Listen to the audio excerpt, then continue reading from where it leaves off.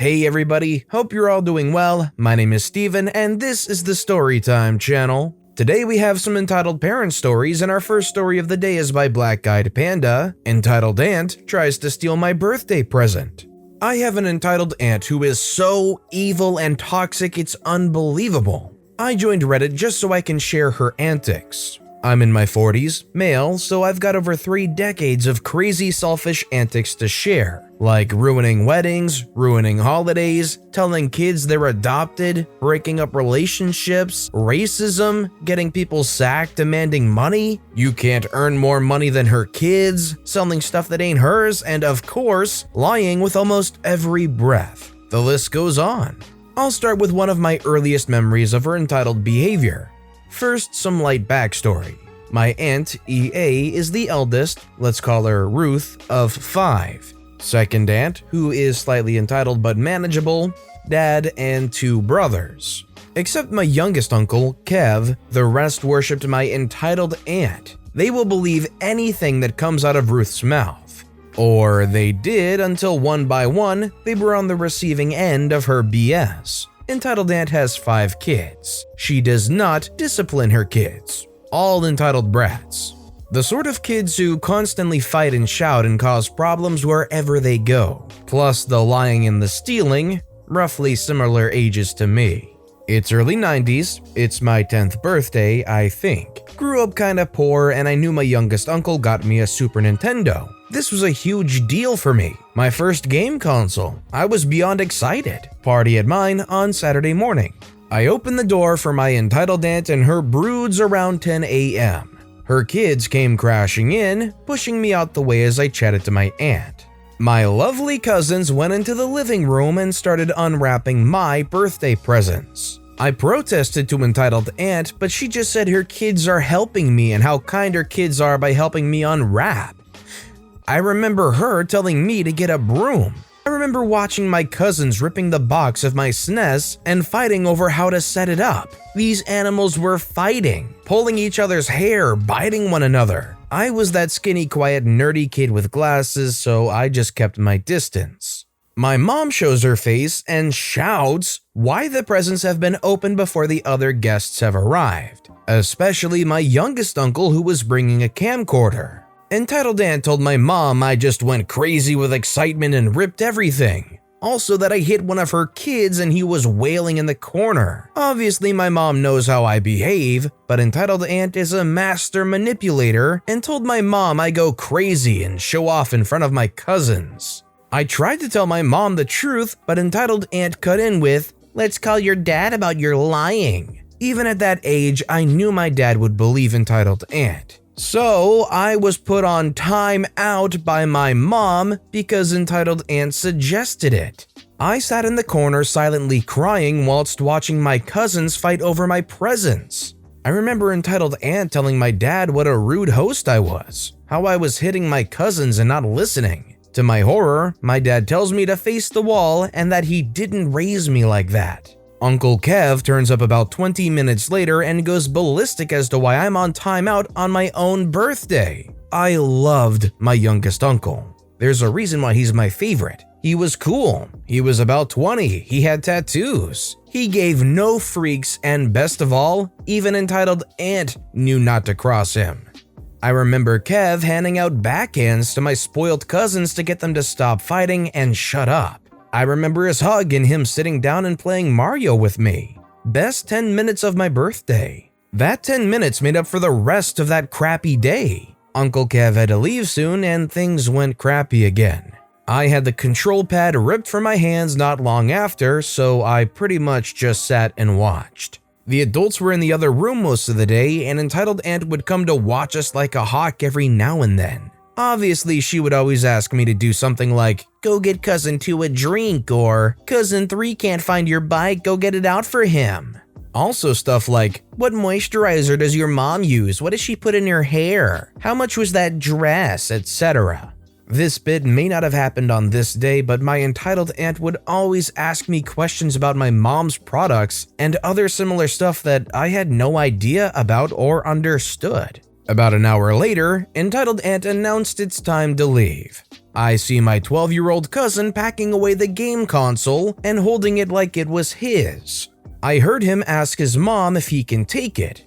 I tried to take it from him, but I had no chance. I told Entitled Aunt he's taking my game.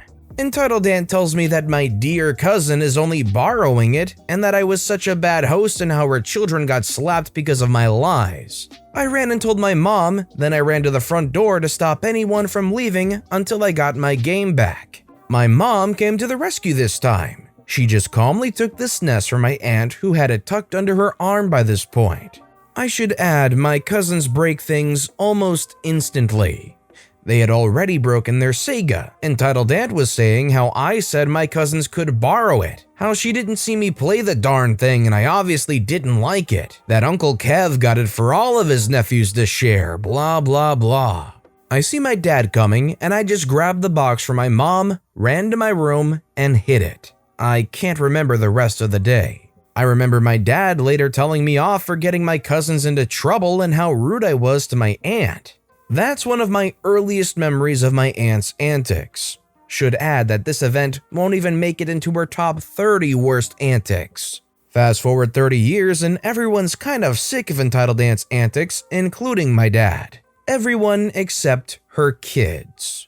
We are all civil, but we keep our distance.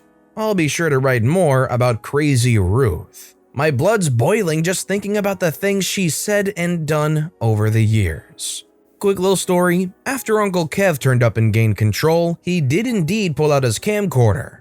The footage starts with me playing Mario for the first time, and then it pans around to show my cousins all sat down with tears in their eyes and Kev narrating, "These are the worst kids he's ever witnessed." Then shows my Entitled Aunt's thunder face. I last saw this clip around 2002 in Uncle Kev's house. He made it into a DVD with other funny family clips. Our entire extended family would laugh at that clip. That DVD mysteriously disappeared after Entitled Aunt's family visited one Xmas. So knowing that this was so far in the past, do you guys think that this is the kind of thing that you bring up back with your parents and explain how you felt in that moment, what was going on, and trying to hash that out? Or do you think it would be better to just kind of leave this in the past as a bad memory? Let me know in the comments down below. Our next story is by Dejera123. My mother, entitled Mother, forced me to go outside. I had COVID-19. Context: I, 13-year-old male, was diagnosed with COVID-19. Nothing life-threatening and I recovered successfully, but I still could have spread it. This even happened when I still had COVID-19 and my 14 days still weren't over. This story also happened October 2020, so I forgot some details and what I said may not be entirely correct. Now to the story. Now, one day when I was having breakfast in my room alone, my father cracked the door open and said that I am going outside today, and I gave him this confused, puzzled look. I brushed it off thinking it was just a dumb joke and that I'm not actually going outside. A few hours later, my mother entered my room saying that we're going outside. I told her that I don't think it's safe because I still had COVID-19 and that I could spread it and that I'm pretty sure that it's illegal, but my mother brushed it off saying that nothing bad will happen. My mother gave me a hoodie, knitted gloves, shoes, a scarf, and a jacket. She told me to put them on and told me that I am going outside. I still protested it, saying that I could infect someone, but she still brushed it off and said that I am refusing to go outside because I am addicted to the internet. I finally got tired of her, so I decided to go outside with her, but I said if anything goes wrong, it's all my parents' fault. When I got outside, I felt nothing but how cold outside was. I yet again told her that it isn't a good idea, but she still said that I need fresh air. I thought that we were gonna take a trip around the block or just a short trip, but my mother planned to go to this place with a bunch of restaurants and a small shop that's around 1.5 kilometers away. We had to go through 2 parks, one being a very popular and massive one where people usually walk their pets and go around jogging. I only heard how long we are actually going to travel when we were already in the middle of the popular park. I immediately told her that we're going back and that I was tired and that my legs hurt, and she was surprised and shocked that I am tired, even though one symptom of COVID-19 is tiredness. So we started to head back home until I said that my legs hurt so bad that I can barely walk. She told me that we could maybe take the bus back home, and I just gave her the most blank stare ever, and she replied that it was a bad idea to go on the bus and that this was a super bad idea. When I came back home, I just freaking jumped on my bed and spent the next hour with a headache and a cold.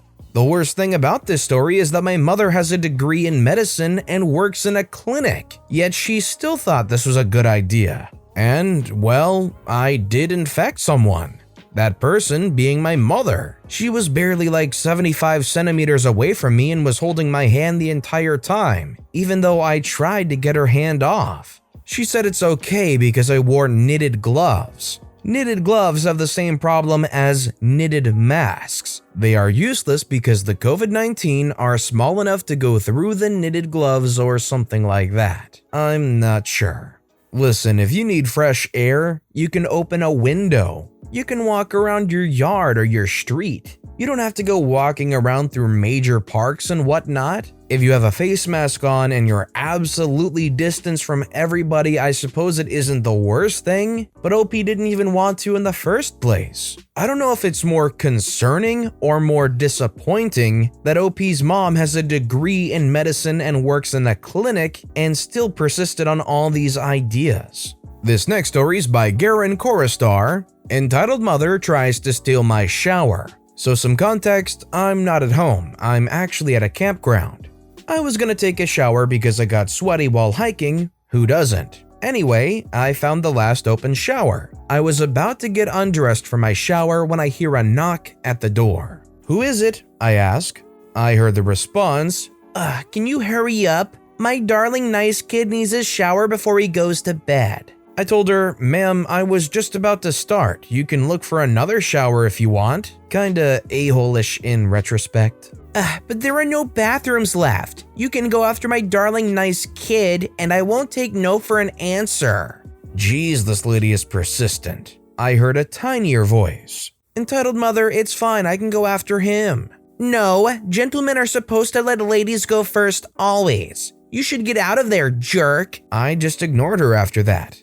Little did I know, I forgot to lock the door. This lady just walked in like nobody's business, and even worse, her kid came pre-no clothing. I shielded my eyes and yelled, "Get out!"